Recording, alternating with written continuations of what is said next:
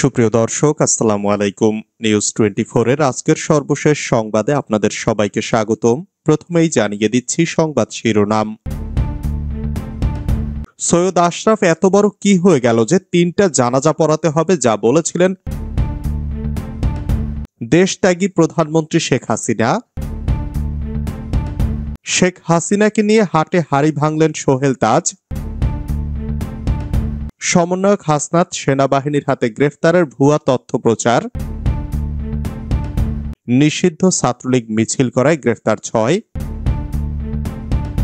5 মাসে অন্তর্বর্তী সরকার 90% সফল, যা বললেন প্রধান উপদেষ্টার প্রেস সচিব। মুক্তিযুদ্ধের বিরোধিতা দেশপ্রেমের নিদর্শন নয়, মন্তব্য আসম রবের। বিএনপি নেতাকর্মীদের বাড়িতে আওয়ামী সমর্থকদের হামলা, আহত 10। এতক্ষণ শুনছিলেন সংবাদ শিরোনাম। পুরো খবর পেতে ভিডিওটি শেষ পর্যন্ত দেখুন। সর্বশেষ সংবাদ পেতে চ্যানেলটি সাবস্ক্রাইব করুন। এবার বিস্তারিত। সৈয়দ আশরাফ এত বড় কি হয়ে গেল যে 3টা জানাজা পড়াতে হবে? শেখ হাসিনাকে নিয়ে হাটে হাড়ি ভাঙলেন সোহেল তাজ। আওয়ামী লীগের প্রয়াত সাধারণ সম্পাদক সৈয়দ আশরাফুল ইসলামের 3টি জানাজা অনুষ্ঠিত হওয়ায় তৎকালীন প্রধানমন্ত্রী শেখ হাসিনা বিরক্ত হয়েছিলেন বলে মন্তব্য করেছেন সাবেক স্বরাষ্ট্র প্রতিমন্ত্রী সোহেল তাজ। শুক্রবার সন্ধ্যায় নিজের ভেরিফাইড ফেসবুক আইডিতে প্রকাশিত হাটে হাড়ি ভাঙা শীর্ষক প্রথম পর্বের পোস্টে সোহেল তাজ একথা জানান। সোহেল তাজ ফেসবুক পোস্টে বলেন, সৈয়দ আশরাফের 3টি জানাজা হবে শুনে তৎকালীন আওয়ামী লীগ সভাপতি এবং সাবেক প্রধানমন্ত্রী শেখ হাসিনা বিরক্তি প্রকাশ করেছিলেন। তিনি সাধারণ সম্পাদক ওবায়দুল কাদেরকে ধমক দিয়ে বলেছিলেন, এত বড় কি হয়ে গেল যে 3টা জানাজা পড়াতে হবে? প্রতি উত্তরে কাঁচুমাচু করে ওবায়দুল কাদের আমতামতা করে জবাবে বলেছিলেন, নেতাকর্মীরা ওনাকে অনেক পছন্দ করে আর তাদের এই দাবি না মানলে সামলানো যাবে না।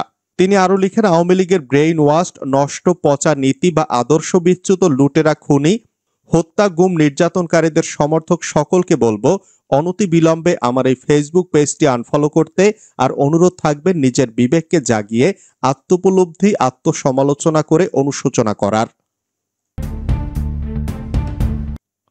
সমন্বয়ক হাসনাত সেনাবাহিনীর হাতে গ্রেফতারের ভুয়া তথ্য প্রচার।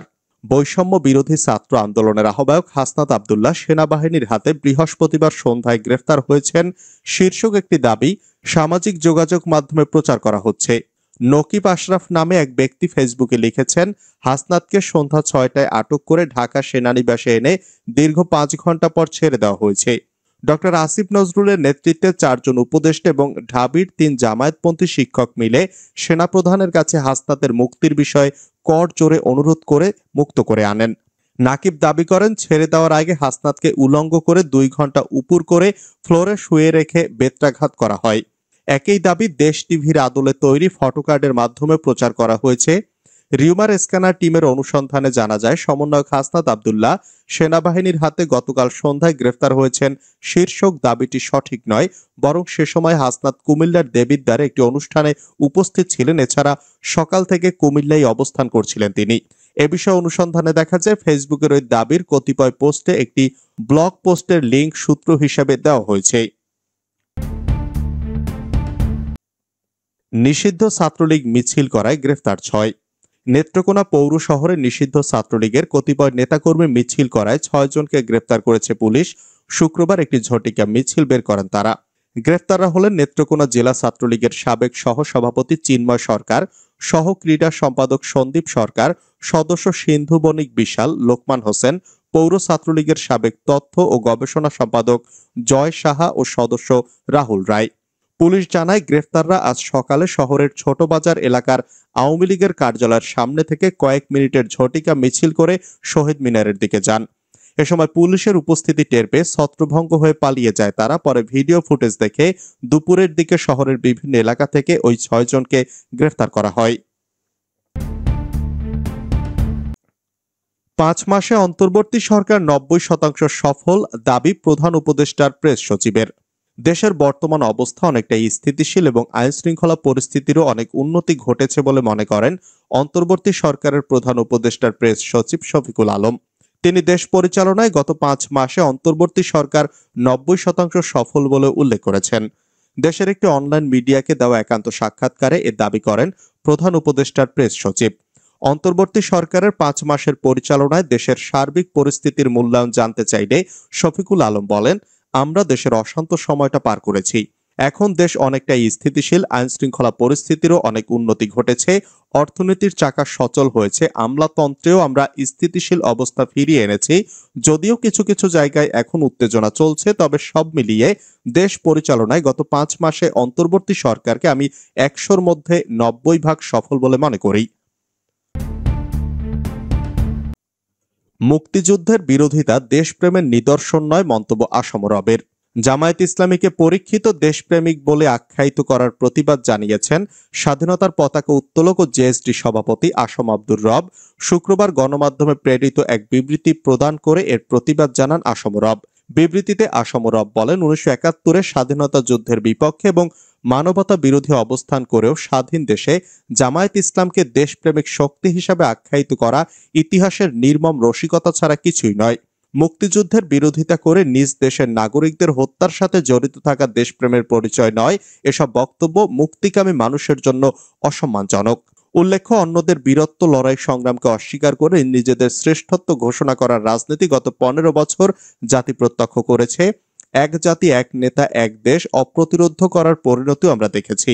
এবারে ছাত্র জনতার অভ্যুত্থানের মাধ্যমে যে নজিরবিহীন পরিবর্তন ঘটেছে, তাকে আত্মসাৎ করার প্রবণতা থেকে সকল পক্ষকেই সতর্ক থাকার আহ্বান জানানো হয় বিবৃতিতে।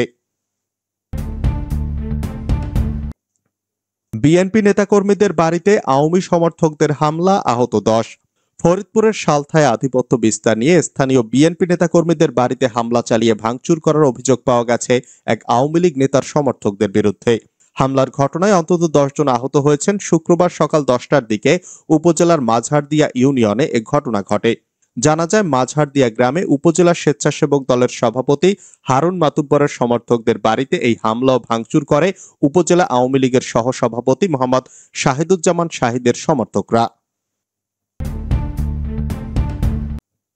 নারীকে কখনো নারী বলে কাজের বাইরে রাখা যাবে না, মন্তব্য ডাক্তার শফিকুর রহমানের।